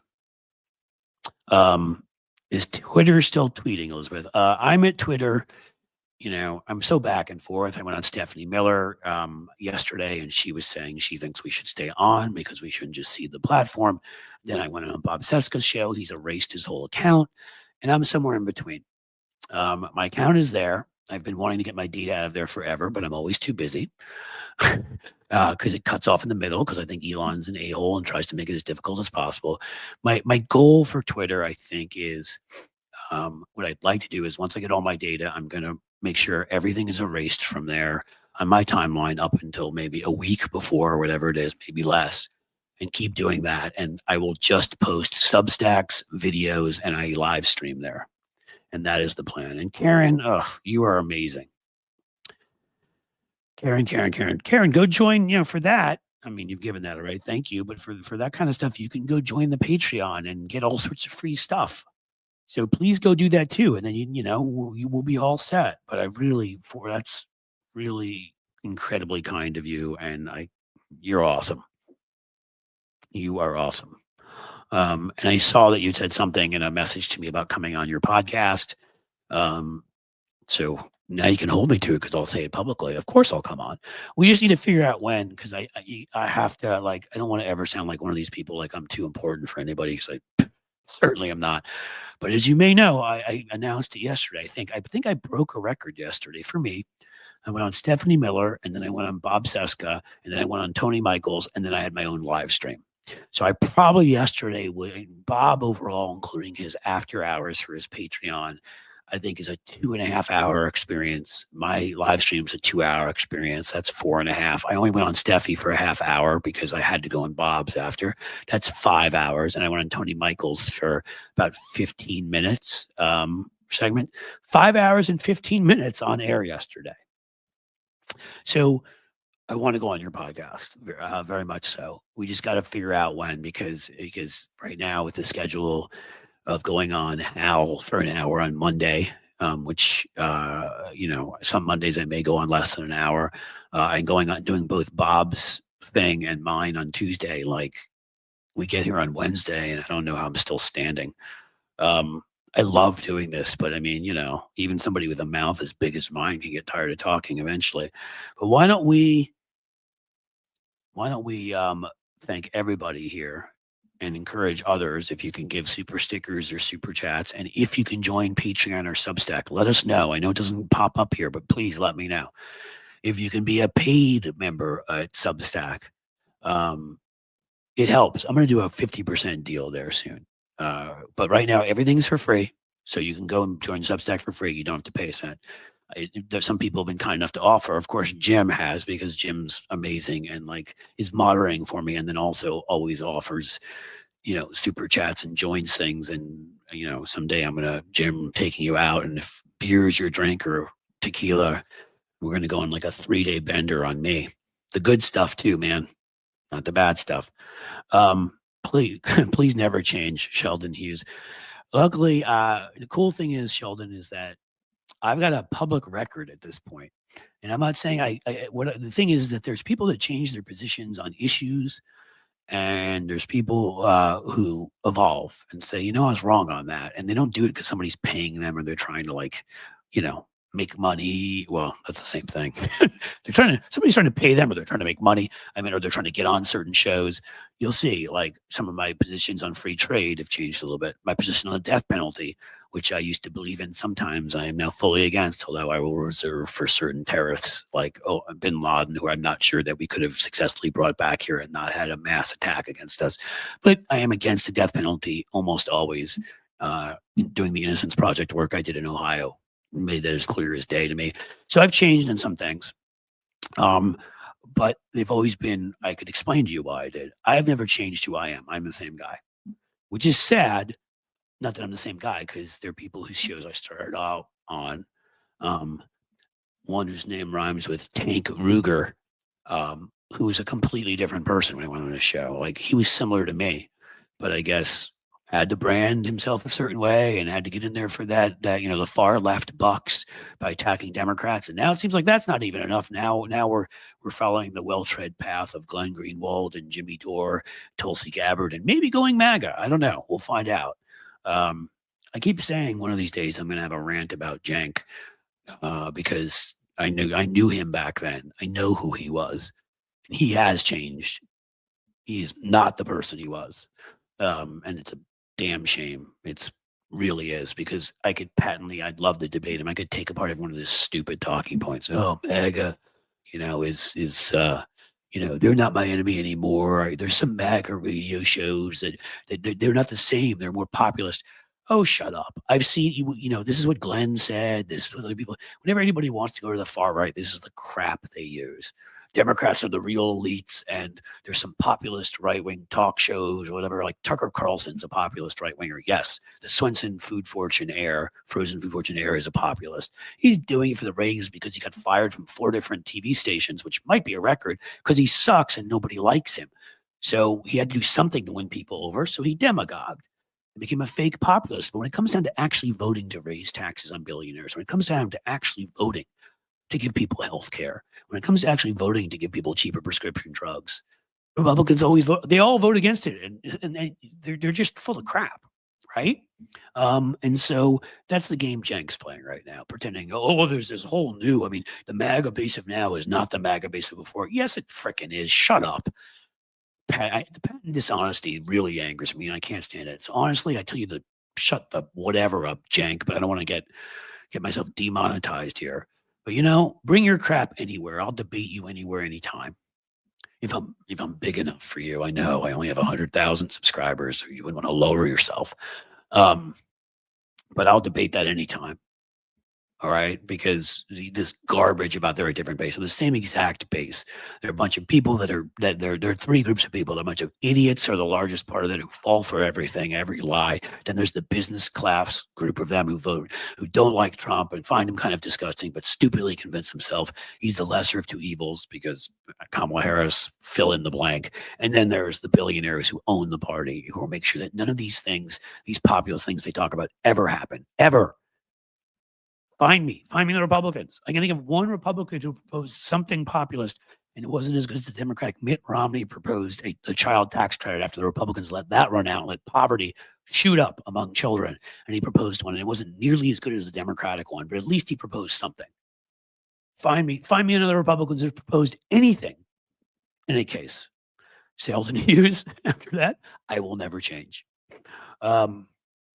Kelly Starr, takedown time. Yeah, we'll have another one, I think, because why not? I told you I may do this one on the fly. It's going to be fun.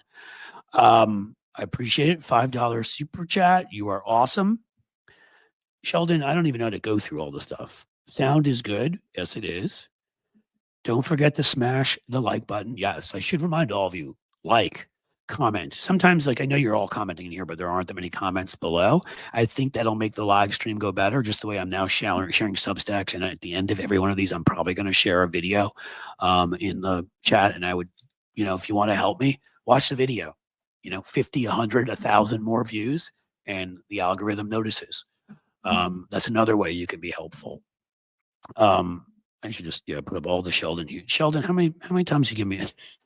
Please never. Well, we did that one already. I'm never changing. Sound is good, and we got. Don't forget to smash that. Okay, we got all of them, unless there's more from Sheldon. Back again with Karen, who's amazing. Thank you for the $49.99. That was very kind. Jen has gifted 5 Cliff's Edge memberships. Wow, Jen, you're fantastic. That's really kind. Remember, as I told you folks, again, I'm going to be consolidating that to one level. You'll see, because I have to make this a manageable operation, and I also have to diversify because YouTube could pull the plug on me tomorrow and there'd be nothing I could do. And that bothers me, but it doesn't mean that takes away. I still want to build up members, and I'm going to try my best to move members from YouTube over to Patreon, but YouTube members are important too. They're people too. No, they're awesome too. And I'm keep giving them the content I give them. So thank you. And of course, a $10 super sticker. You're incredible. That's always appreciated too. And now Sheldon Hughes. Sheldon, man, you, Mr. McAndrews in there, Jim, you guys are incredible. Thank you for all this. Please, again, I don't know anybody's backgrounds here, and I always say the same thing. I will say to you, please be generous and help me make this happen. And I'll also say to you, please don't harm your personal financial situation. That is never worth it. If you are in a situation where you can't afford it, or whatever your reasoning, it's tough. Don't do it. Do it if you can. If you can, do it again and again and again, if it's not going to bother you financially. But if you can't, I'm just you're being here, you're supporting me. I appreciate the hell out of it. I really do. Let's see, guys. It could be time for takedown number 3. Let me look quickly as you talk amongst yourselves at the pastor story, so I can get that right. Because I want to quote it right. Because remember, speaking out against a tyrant is how we do it in autocratic situations. Okay, this doesn't look like it. So no.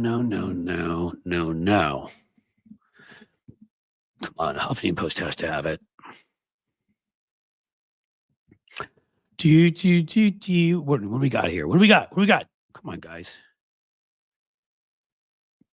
JP Morgan Chase CEO tells people to get over inflation. Oh, Jamie Dimon. You're so good at talking to the camera. He's not one of those who you're just sort of like, maybe you should get a spokesperson and shut up. It'd probably be a smart move for you. You don't seem to. Well, I found our Dutch friend here, so he's going to make it into what we say. There you go. Donald Trump has middle of the night meltdown over pastor's nasty sermon. There we go. Hilarious. So we've got our lawmaker, and we've got Jim Acosta. So let me get back to you guys where I'm looking at you. Hey, I'm looking at you. Here's looking at you, kid. What do you guys think? Should we do another one on the fly? See if I can organize my thoughts. She handed him his R's. He didn't recognize it. Yeah, he probably had to have somebody read it to him later and explain it to him in really small monosyllabic words. And he was like, she said you were very mean. She said you're not nice.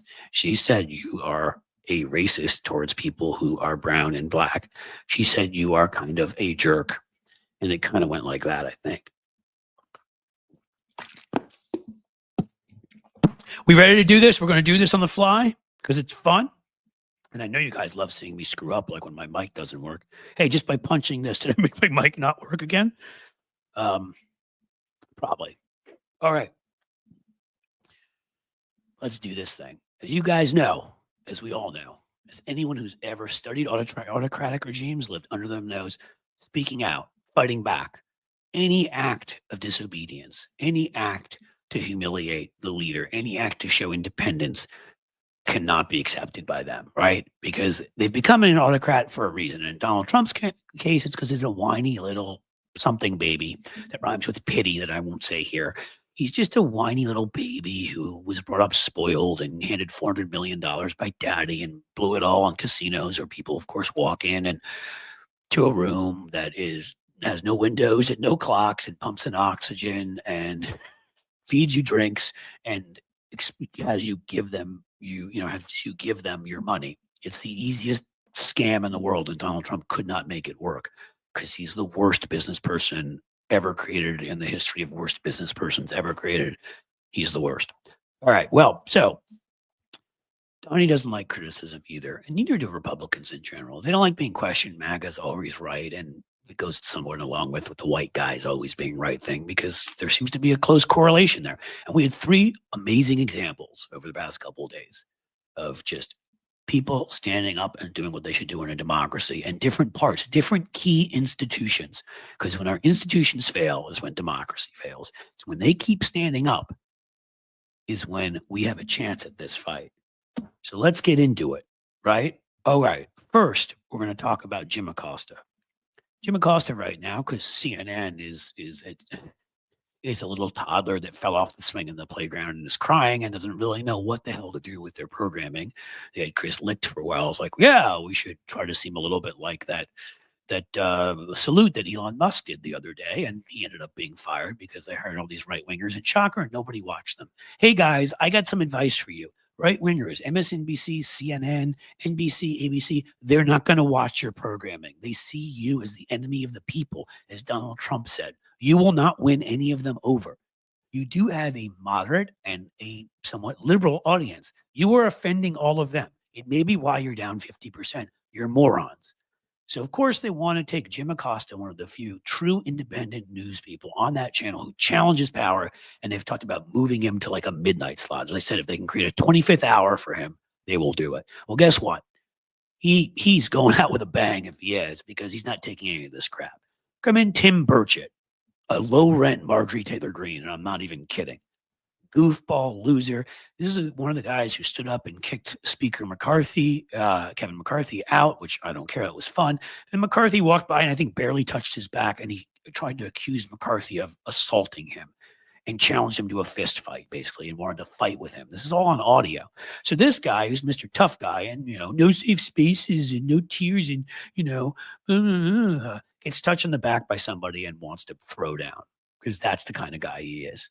He's a guy that, as a state senator and congressman, hasn't reported in the past 6 different PACs that he had. 6 different PACs. They just didn't exist because he's a crook. Other things, when there was a shooting at a school in Tennessee, his response was, well, we were taught by my dad, and he was in Japan, that if people want to do something, they're just going to do it. Oh, really? Should we have that rule with abortion rights, gay rights, and all the things that you hate that you try to ban? Oh, no, only with your little penis extension that you love, right? Even though every other country, it's not a long list. It's just, I don't know, Japan, Canada, Denmark, Belgium, France, United Kingdom, Australia, New Zealand. Should we go for more? Sweden, Norway, Greece, Italy. We could go on for a long time. Have all instituted the kinds of things like background checks, assault weapons bans, limiting the size of magazines, red flag laws, psychological exams, making people prove they can use a firearm on the range, and licensing and registration as you would do with anything dangerous. And they've cut down on their gun violence by 90%. The worst one, 70%, who allow some ownership. Again, Tim Burchett's lying. It's what he does. He's stupid. What else did Tim Burchett do? Hey, I've got some notes I took here. Let's see. What did he do? Oh, right. When there was that shooting in Kansas City when they're doing the parade, he immediately came out and blamed it on a quote illegal alien. He was wrong who he blamed it on. He just saw somebody in the crowd. So he's obviously a really responsible guy. He immediately went to racist. And what ended up happening with Burchett? Well, he's being sued. So he went up against Jim Acosta. Jim Acosta decided to question him on pardons and commutations by Donald Trump. And he would not admit it. It was cringe inducing. Okay. There's been wide bipartisan condemnation. Tom Tillis condemned it. Lisa Murkowski condemned it. Numerous other Republicans did, but he wouldn't condemn it. Oh, well, that they weren't all the same. I mean, there's some of those people were just there, being tourists. Well, then why the hell has he pardoned everybody? Oh, I don't know what to say. And then, of course, he went to, it's good to be here for my weekly beating on CNN. Cry, whine, life's tough, wah, wah, wah, I'm MAGA. Everybody's mean to me, even though I'm in the majority and have taken advantage of everybody. And Acosta pressed him to denounce what happened, to denounce this pardon in January 6th. And of course, he even quoted the Fraternal Order of Police on it, which we talked about earlier. Burchett, Jim, if they broke the law, they ought to be in jail. You spring this stuff on me. I don't know. You spring this stuff on me. Sounds like your answer to guns and other stuff. You should know. You're a freaking congressman. It's the Capitol. It was attacked. Maybe knowing is part of your job. Idiot. Why don't you just give an editorial and not let me come on? Because he's having you come on, Burchett, and you're right. He should not have you on because you've proven that you are literally like if a lie came to life and looked like a putrid day old hot dog, it would be you. What happens to the riots that take place across the country? Police are murder riots, and they do that too. Well, what about all these other riots? Yeah, we arrest people for that too and put them in prison. What about all the police murdered? We arrest people and put them in prison for that too. I mean, they always try this, and he just wouldn't admit it. And they ended with the best part. Acosta's like, why wouldn't you say you were wrong, Mr. President? You're wrong, Mr. President. And Burchett, of course, cried and whined and was like, well, why can't you say it? Why can't you say it? And he was like, oh, well, why don't you show some coverage of it? You won't show any footage. You won't show what happened. And this is the best. Jim Acosta, who had footage on the time, was like, I'm showing it right now. If I drop this mic, it would not work again, as you guys know, ever. So I'm not going to drop it, but owned. That's Tim Burchett, who got beaten apart. And that's Jim Acosta, a member of our media, our mainstream corporate media. Basically stinks. It basically sucks, but he has been a huge exception who has done yeoman's work to get the truth out there. So plaudits and kudos. Oh no, I touched the microphone. Is it still working? Clap, clap, clap for him. Tell me if the microphone isn't working because then I'm going to cry. Oops, sorry. I popped on that for a second. Okay. So in addition to that, and hold on a second, let's make sure the audio looks like it's still working. Yay, awesome. All right. So in addition to that, we have an example of Donald Trump in a church, which is funny enough to begin with. I mean, you'd think he might, a la Al Pacino in The Devil's Advocate, if he put his finger in the holy water, it would start to steam and burn. You think lightning might shoot down at Trump. Apparently didn't happen. But maybe God's got a good sense of humor if you believe in that kind of thing and is saving it. So, but he did have a middle of the night meltdown over going to this church and having a pastor talk to him. So here we go. Trump flipped out on social media, ripping, I think the name is Booty, which is Bud. Should I call it Bud? Because Booty just doesn't sound good. It's Reverend Marianne Edgar Booty, an Episcopal bishop in Washington. I went to an Episcopalian school in New York City for 10 years. Very liberal minded. It was integrated when I started in like pre-K-ish, late 70s, early 80s. Amazing. Always the mainstream churches have been key institutions in this country. And the problem is that we've let them been drowned out by the religious right, which is fully corrupt and is made up of these mega church Joel Osteen types who won't let people in their house when there's a flood, because that's what Jesus would have done, or one of their two airplanes. Or I mean, you want to know what the grift that Trump aspires to? Look at Joel Osteen. They're the disgusting destruction of the New Testament message, which, whether you're a Christian or not, is an amazing message of healing and taking care of your fellow man or woman and everything you should be doing. Well, this church pastor in an Episcopalian church. And again, those like United Church of Christ, Presbyterian churches, a lot of those have remained more moderate to liberal and have kept preaching their message. And they're an important part of the mainstream of Christianity, and they're an important part of our institutions. So the Reverend asked Trump to, quote, have mercy on those, quote, scared about his return to the White House and the effect his policies may have on them, such as LGBTQ children and undocumented immigrants. Oh my God, what a harsh criticism. How terrible. How dare you ask Donald Trump? Donald Trump, I mean, he should have, what was the word he used? Did he use the word compassion? He did it, wait, what was it again? Mercy. Yeah, Donald Trump doesn't understand what that is because he's a sociopath. There is no empathy. There is no mercy. There's just my ego, my narcissism, my money, my everything. Everything's it's always about him. I mean, imagine this person just asked him to have mercy on scared children. Mercy on scared children. Donald Trump is the type of one, it's like, who is the bad dude in the movie Titanic who was like knocking kids and women aside to get on the lifeboats? That's Donald Trump. And so he lost his mind in the middle of the night. What is it about him? He goes to sleep and he has to wake up in the middle of the night, probably to sit on the crapper, which is repulsive to even think about. It's golden. And he can't help himself. Like the anger boils up in him because he's so deeply insecure because he knows he's a failure. He knows he's nothing. He knows his dad didn't love him. And he can't. So he has to strike out at anybody who slightly criticizes him because he hears it in his dad's voice all the time. Trump flipped out on social media, ripping booty as a so-called bishop. I think the Episcopalian Church decides whether someone's a bishop, not you. Okay? You get to decide other things, like if their orange spray, paint on their faces is sufficient. I mean, we'll let you judge that contest and, maybe a few others. No more beauty pageants, though, because you sneak in the girls' locker rooms and your people don't mind that at all either. She brought her church into the world of politics in a very ungracious way. No, she told you to have mercy on children, you dick. Trump fumed. She was a nasty in tone and not compelling or smart.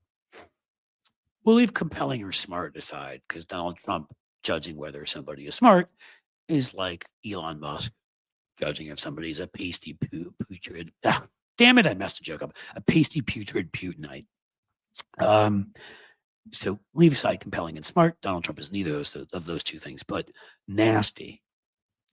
Again, the Reverend asked, the Episcopal bishop asked Trump to have mercy on those scared about the White House and the effect his policies might have, such as LGBTQ children and undocumented immigrants. Wow, that sounds nasty. I mean, have you heard anything like that before? It's like boxers before a boxing match going at it. After so-called bishop, who is a radical left hardline Trump hater, I'm going to get 4 years of this pathetic loser's just callow and shallow and the ego, the lack of confidence, the pathetic. In any case, I said about the world of politics not compelling and smart. Then Trump peddled his usual anti-immigrant rhetoric, saying she failed to mention the large number of illegal immigrants that came into our country and killed people. Absolutely not true. You're a liar. And that level of immigration has been going down. There's been H-1B visas that you and Musk pissed your base off with. That's gone up among well-educated Indians. So have fun fighting your base on that, and maybe bring Vivek Ramaswamy and what's his name? Good old J.D. Vance is little silly boy from who tried to peddle opioids on his own people after saying he'd stand up for them. Maybe bring his wife and family along and bring Vivek along and others and see if you can't get in a huge fist fight with your MAGA friends. But no, your claim about immigration, it's actually down, way down. And no one's killing people. Yeah, there are some exceptions. There's some immigrants who kill people just like Americans. The immigrants killing people are a lower percentage. In any case, he concluded, apart from the inappropriate statements, the service was very boring and uninspiring. I love when he does that. It's like, hi, I hate you. You said something mean about me. Now I'm going to insult what you did. And it's not going to be transparently obvious to everybody that I'm just saying that what you did was bad because you insulted me, not, and if you turned right around and said, I think Donald Trump's the greatest president ever, you'd be like, that was the most inspired and incredible speech ever. Like that he does this like a child and that people don't laugh at it. that, anybody who doesn't like him is terrible, and anybody who likes him is great at what they do. Chachi's an amazing actor. She's not very good at her job. You suck at yours, Donald. The church owes me a public apology. You owe all of us a public apology for existing and for smelling really bad, according to Adam Kinzinger. So there you go. The church stood up to Trump. Trump lost bluish spadoinkle. It happens. He's a loser. But another important institution stood up to Trump and stood up to MAGA. All right. And finally, we have our third one, I believe. I thought we did. What was our third one? I love when I forget in the middle of these things exactly where I was headed. Oh, right. Our Dutch friend. Trump can't shut up about Greenland. Greenland, and we've shown in a majority poll, does not want America. I think it's 83% or larger. Does not want America to run Greenland. I wonder who the other 17% of people are, if they are in comas. They're quite happy having the free healthcare and the great family medical leave and other benefits of being part of the kingdom of Denmark, even though they have some independence. And they've kept trying to tell Trump in every way possible. They kind of joked with him. They're like, well, maybe we can take over America and help America get healthcare and things like that. They tried that. They tried saying, no, we love being independent, but we'd love to work with America in a more serious way. But he can't just shut up. So, a blunt public message from a member of their parliament, and more members of parliaments and more leaders need to speak out like this internationally to let Donald Trump know that threatening places and making it seem like you might invade them and saying they should be part of America when they don't want anything to do with being part of America is not acceptable. Your president, dumbass, shut up. So this is from Anders Vistisen in the parliament, and I apologize to Anders if I'm pronouncing his name wrong. He's a member of the European Parliament, and he had a public message for Donald Trump this week about making Greenland part of the United States. Dear President Trump, listen very carefully, said Anders Vistisen, and he's a right-wing lawmaker from Denmark, so this is even better. Said on Tuesday, Greenland has been part of the Danish kingdom for 800 years. It is an integrated part of the country. It is not for sale. Donnie doesn't get that. Not for sale part. If that wasn't direct enough, he next used some language that got him into a little trouble with the organization.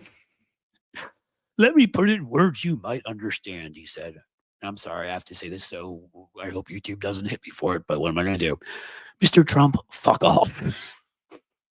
Anders, and I know you're right-wing in Denmark, and in Denmark that might mean like you just want the amount of vacation time for workers to be cut from 12 weeks to 10 weeks. When I went over to France, my friend in France who considers himself center-right has pretty much the same policies as me. May even be a little bit to the left of me. The European spectrum is very different. And then they responded, it was great. Nicole Stefanuto, vice president of the European Parliament, said, if the translation was correct, the term you used is not allowed in this house, and there will be consequences for the message you used. It's not okay in this house of democracy. Thank you. Regardless of what we think of Mr. Trump, it is not possible to use such language. So she's basically saying, yeah, I think the same thing. He should F off, but I can't say it out loud, and you can't say it out loud because we've got rules about decorum. Just because we've looked at Mar-a-Lago and we see there is no such thing as decorum there, there still will be in the European Parliament. But bravo. Bob Cesca has the Heroes of Democracy in his show. I'm going to call this Heroes of America. So Jim Acosta and our pastor, damn it. Come on, let's get the name again. Well, let's start with Jim Acosta and Anders Vistisen of the Dutch Parliament, and the so-called bishop, as Trump called her, Marian Edgar Booty of the Episcopalian Church. You have been heroes of democracy and shown what institutions in America and around the world should do to stand up to the autocratic threat of Donald Trump. Thank you. And that, my friends, has been our last of our three, let's call them, takedowns today. I hope you could hear me that whole time. Yeah, the center right in Denmark is like the social dem left in the U.S. from Jesse James. Again, right. I mean, I think, again, my French friend who's center right, like he's a Macron guy, sort of. I mean, Macron, again, they've solved, as I said before, the big things over there. You know, they're fighting over the little things. We haven't solved the big things, like nuts getting their hands on guns and fighting climate change and having people have, how should we put it, whole lives, not just work, but whole entire lives. Work is part of it, but not all of it. You have sick leave, you have maternal and paternal leave, which is family and medical leave. You have great health care. You have real wages.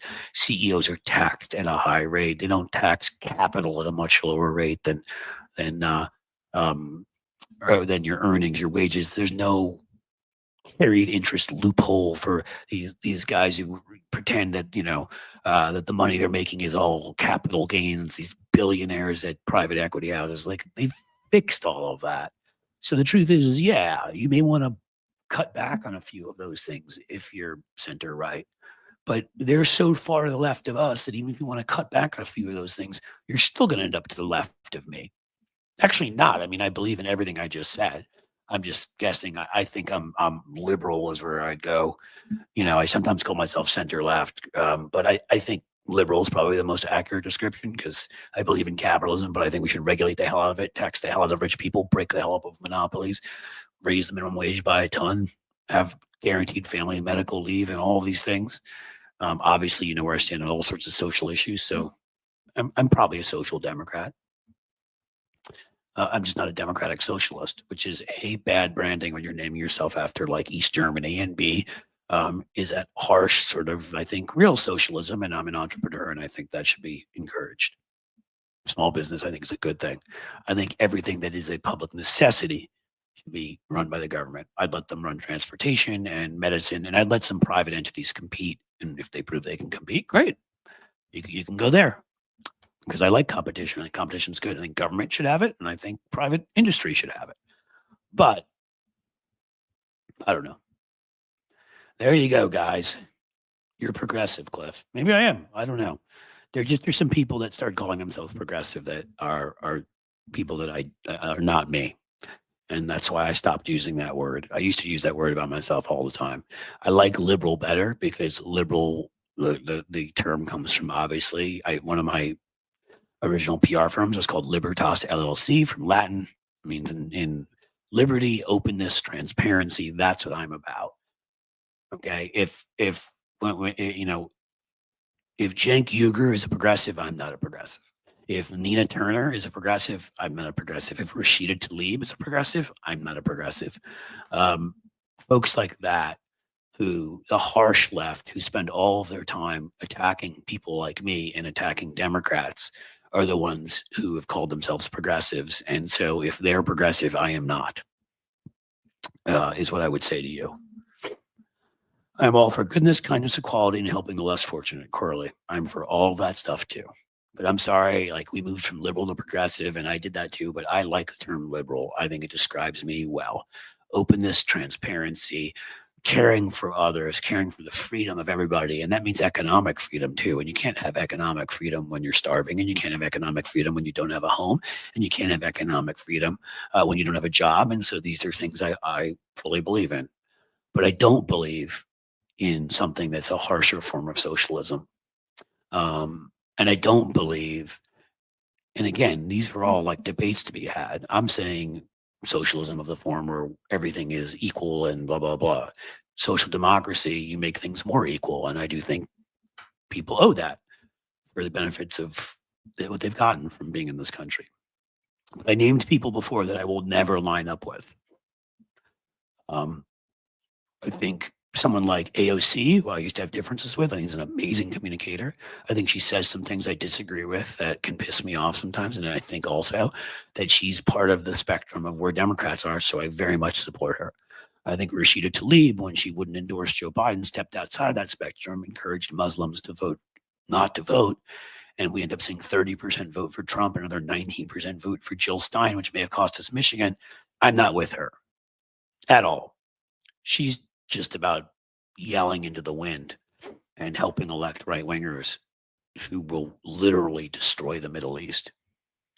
And I'm sorry, but also the fact is, again, You know, when you people who reflect, I don't want to get into this whole thing, but people who reflexively take a look at the state of Israel and say that there was no right to existence originally and that there was no reason for it to want it to be Zionist, which I'm not really. But when people equate that, when your people are systematically wiped out, you might need a place that you know is going to remain a state for you. Bibi Netanyahu and those people are horrendous and evil and they're war criminals. But when I saw the way people reacted on that day in October when Hamas invaded and we're doing horrific, barbaric, middle age kind of things on camera, purposely streaming them live. It killed one old woman, a grandmother, and they streamed it to her Facebook page. And people's reaction right away, before anything happened, before it was ceasefire, which is what it existed before. I'm sorry, that's anti-Semitism. That's you're just sitting there and saying you have this rubric of what's colonialism and what's not. And I'm sorry, you can find 2,000-year-old relics of up on the Temple Mount of when Jewish people were there. So maybe I'm more moderate on foreign policy. Doesn't mean I think this war was fought right. It doesn't mean I don't care. I do care about innocent Gazan civilians. I don't want them being bombed. I don't want any of that. But my God, to act like the whole thing was like some plan for Israel to just go out and attack. Come on. It's ridiculous. Iran and Hamas knew what they were doing. And as Malcolm Nance, who came on here, talked about, that was part of an op. They wanted that war. Putin wanted to change where people were looking, and people didn't see that in that broader spectrum. And it's the same thing with parts of Europe. And being as pro-NATO as I am and other stuff, there are people that question some of those institutions from the far left. And I'm not them. I don't think they're perfect. NATO, the EU, IMF, whatever, but institutions hold our world together and prevent war. Bibi turned a blind eye in order to stay in power. Jim Williams, exactly right. He's a criminal. He used this war to stay in power. He doesn't care. He will kill innocent Palestinians. But you start throwing that against all of Israel, well, then we're all Donald Trump. How about that? Because that's the same comparison. There are a lot of, when a country is constantly under siege, they may act in a siege mentality. I mean, this is a country that was attacked, 15 different times, numerous times by many Arab countries, has sought out peace, signed a peace agreement with Sadat in Egypt, gave 97% of what both Arafat and Abbas wanted, and they rejected it. And Arafat said he rejected it because he was scared he'd be killed. I mean, you don't get to look at all of that and then come at it like you're murderers and you're committing genocide. It's also not genocide. So, okay. And there's a loaded term that leads to my family being in danger, that leads to people equating me with that. So I'm sorry. Now, same thing with on the foreign policy front with a number of other countries. I'm a hawk on helping Ukraine. And there's some people here, some people on the left who are just like, no, we need to stay back. War is always bad and whatever. No, sometimes you need to fight wars like we did World War II. I would have been much more aggressive. I would have allowed than Putin, than Biden was. I would have allowed them to shoot those missiles into Russia a year or two ago. Hell, right after it began, maybe it would have stopped this thing sooner. We should have defended them more. And frankly, should have very seriously thought, we can't send troops into there, but military advisors, other things. So that's why I don't call myself progressive. Maybe I'll start doing it again when I see enough people associate themselves with it that don't arm people that I don't want anything to do with. I suspect Musk manipulated voting machines. Well, Donald Trump said something the other night that made you wonder. I thought maybe just Donald Trump being stupid and saying, Musk knows computers great. And he looked at those computers and he knew we were going to win by doing the calculations, the kinds of laptops you look at on election night. I don't know. What I'll say at this point is I wouldn't, I don't know that he did it. I know that absolutely, if you can, that they've not made it foolproof, it can be done. And I know that I don't believe for a second that Musk wouldn't do it. I don't know why in every election we don't just have, as a matter of course, afterwards, we don't have in every place the votes counted. every single one. And you don't have to do every single one. You do a sample and you compare it. That should be done in every precinct. But we also should have equal voting access in every precinct and all the other stuff we have. So I don't know. Hopefully everything I said made some sense to all of you, and maybe I pissed some of you off. But these are the ways I feel. There's a war going on right now, and we can accept it or not.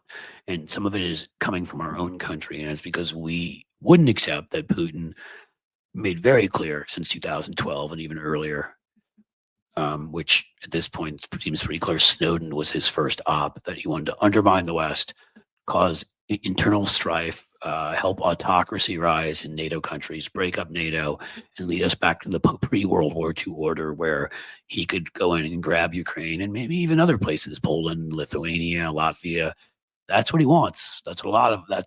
He's not even his ambitions of the Soviet Empire. Hell, maybe the Tsarist Empire beyond it.